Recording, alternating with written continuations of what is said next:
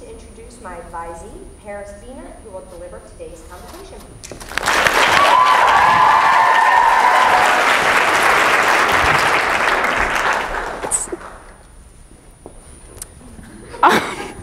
It's not up here.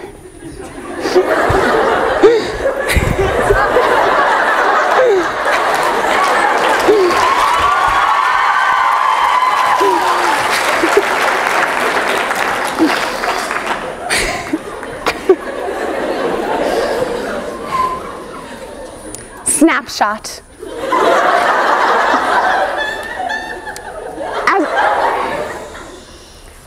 As I grazed across the silent, still, taciturn pasture that brisk autumn morning, I felt like a Siberian tiger on the prowl.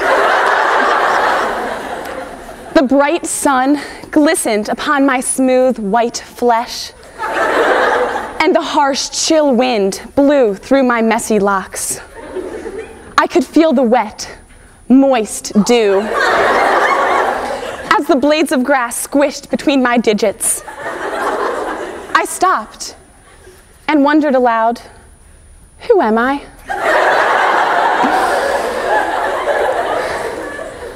I pondered this question as I proceeded barefoot through the haze towards my destiny. Destiny is the name of my horse.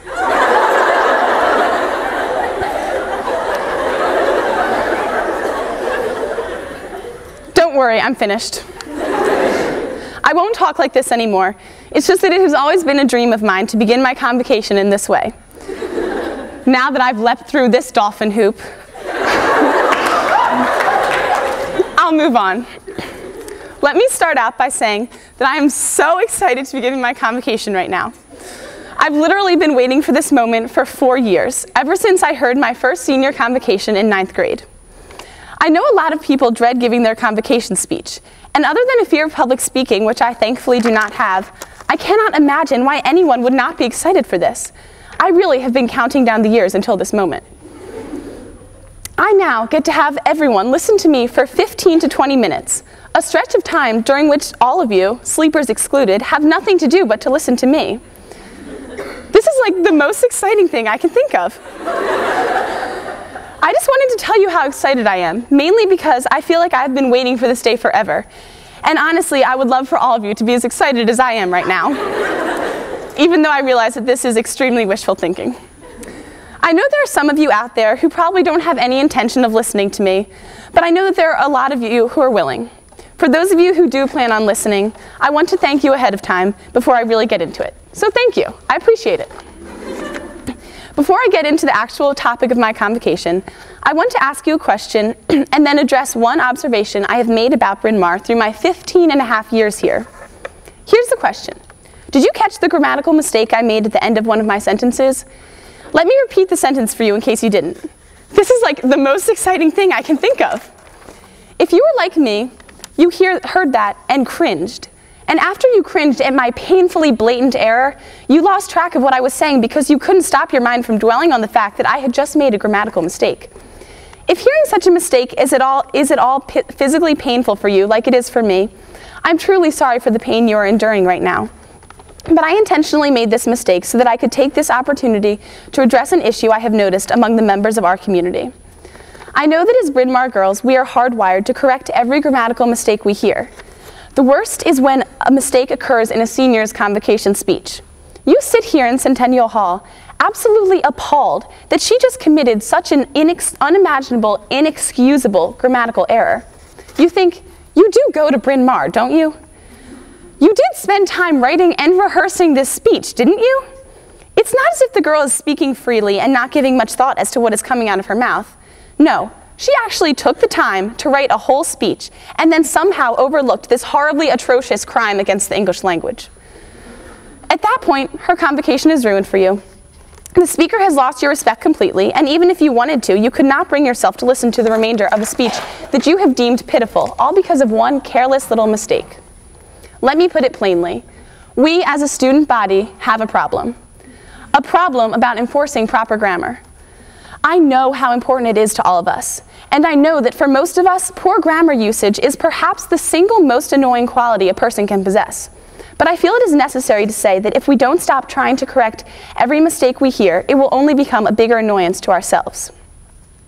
No matter how hard we try, no matter how many mistakes we correct, no matter how many people we alienate from constantly correcting their grammar, we cannot become grammar superheroes and save everyone in the world from the villain that is improper grammar.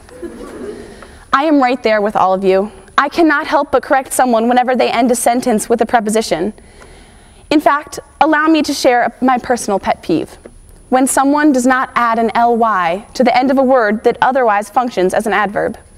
Despite the pent-up frustration I have for people who make this mistake, I recognize that having such strong emotions over what most people would consider a minor detail is not healthy. I can tell you from experience that screaming "Lee" at the television screen as the contestant on The Biggest Loser cries, "This hurts so bad," does not help to solve the crimes against grammar that exist in our world today.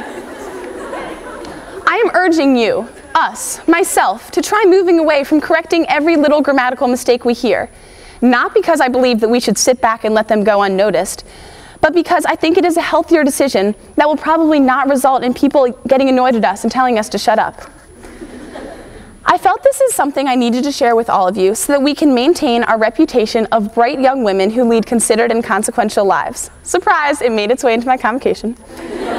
Without being known for being too picky when it comes to grammar. I'm glad I've had the opportunity to present this to the whole school, and now that I have gotten it off my shoulders, I would like to move into the main message of my speech today. I want to share with you a lesson I have learned through my time here, a lesson which I hope you can all take to heart. I've experienced many failures throughout high school, but I've managed to take away something positive. You might be thinking that I'm being a little overdramatic and exaggerating the extent of my failures, but I assure you I am not. After one of the more recent failures, I felt so sorry for myself that I actually made a list of everything I've tried for and lost. I ended up losing that list, which sounds pretty typical in the context of what I'm talking about right now, but actually doesn't happen all too often. I tried to recreate the list, and these are just some of the things I can remember. I have played on 2 varsity sports teams in high school. That sounds pretty impressive, doesn't it? Well, I think the impressiveness decreases slightly when I say that I got cut from the only sport I actually had to try out for, which was JV tennis in 9th grade. That same year, I ran for secretary-treasurer of my class and lost. No big deal. At the end of the year, I ran for the same position to be held in sophomore year and lost again. Except this time it was even better, because there were 3 of us running, and when the teachers went to announce who won, they said they needed to take a revote because the votes were too close. Everyone now had to vote between the 2 other girls who had received most of the close votes. It was really nice to know that this time, not only did I lose, but I came in last.